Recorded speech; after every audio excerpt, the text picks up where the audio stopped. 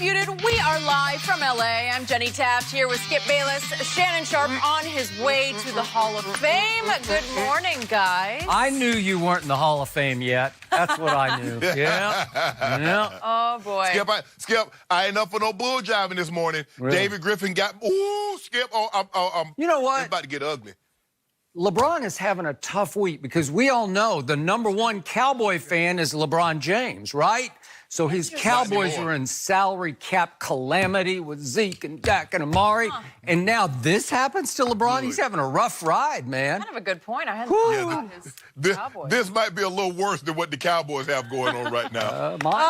You guys are setting me up perfectly. We have a lot to get to on today's show. Plenty to do with the Cowboys. Are things getting ugly between Zeke and Jerry? And is Dak a man on a mission? But we will start with everything going on with LeBron. So we thought he had a good relationship with his former Cavs GM, David Griffin, but probably not anymore. Griffin told Sports Illustrated that he was miserable working with LeBron in Cleveland. He added, quote, "Literally the moment we won the championship, I knew I was going to leave.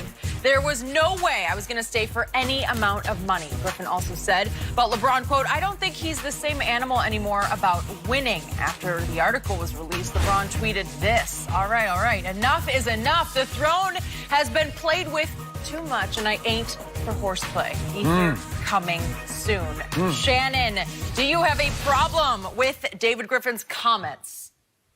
I absolutely have a problem with it. And Skip, we know David Griffin is telling a bold-faced lie. He was in contract negotiations to try to re-sign on as being the president of basketball operations with the Cleveland Cavaliers before David Griffin says, "I'm not giving you a penny more than what I'm offering you."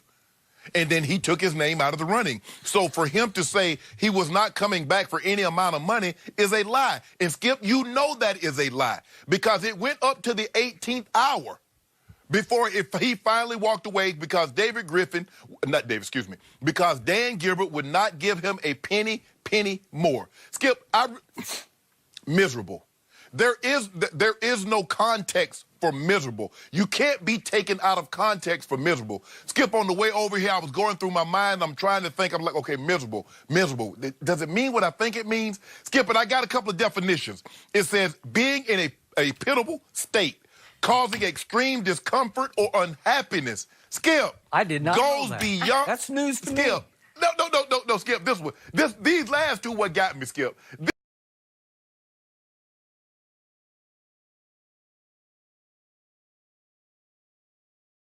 These last two what got me goes way beyond sad. Absolutely awful.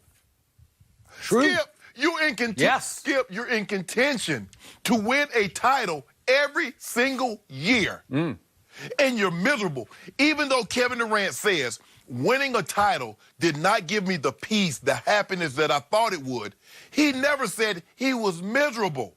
Skip, David Griffin is one of these guys, Skip, he doesn't want the expectations. He's in an ideal situation right now. Because, Skip, if he goes 40-42, he goes 35-47, he misses the playoffs, no harm, no foul.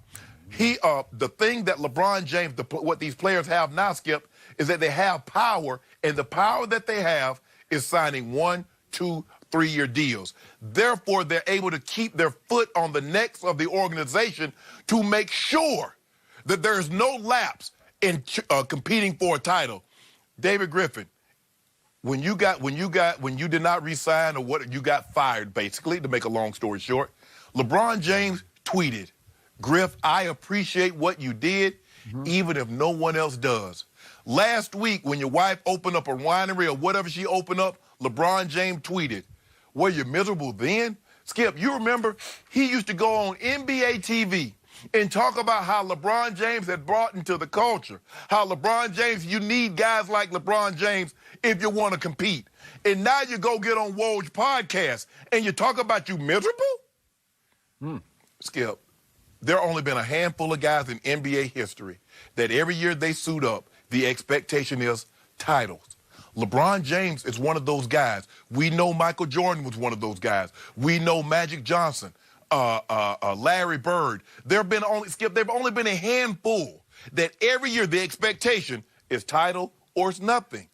And for David Griffin, all of a sudden now, the very reason you have a job is because of LeBron James. Can you imagine, Skip Bayless, had he not come in contact with LeBron and won a title, he'd have been Dale Demps. Let's see how soon Dale Demps get another job. David Griffin, be careful now. Be careful. LeBron James, don't go ether on him. Rise above this. Look, he's probably going to come out with a situation and say, look, there are a lot of people saying some things about me. I like to think that I was this, yada, yada, yada. But don't worry about it. I got this today. Let me pull the hammer out and bash David Griffin over his head. I want you to stay away from the fray. I am loving listening to you try to talk yourself through this, because this was a stunner. And here's my bottom line takeaway. The King just got stabbed in the back by a trusted friend and a former colleague whom LeBron endorsed and continued to endorse just a couple of weeks ago when he endorsed the wife's You're right. wine venture. Winery. Right? Yes.